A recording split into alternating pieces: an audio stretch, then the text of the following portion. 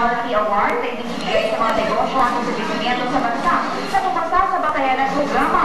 Magkagayunman, may mga programa ang DTI na tumutulong sa pagpapalakas ng mga negosyo. Nagpapatrol Ernest Manio.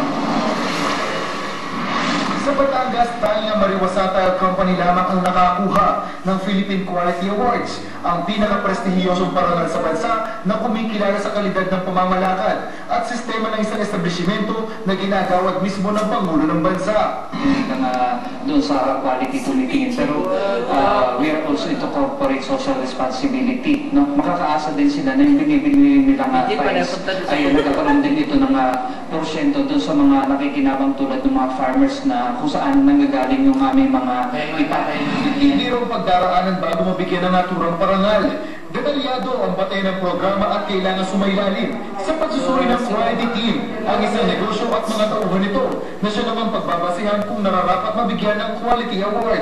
As a process, you need to undergo the training, the PK training, application preparation, and then you need to write a 50-page report.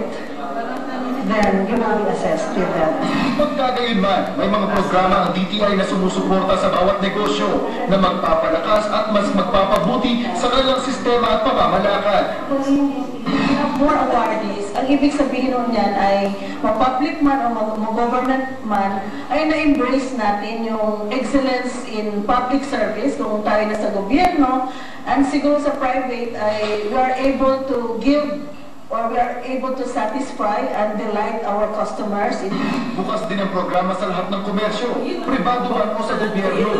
Katunayan, isang universidad sa lalawigan ang naghahanda na upang makasali sa naturang award. And I believe that presently, licensing is already addressing these categories.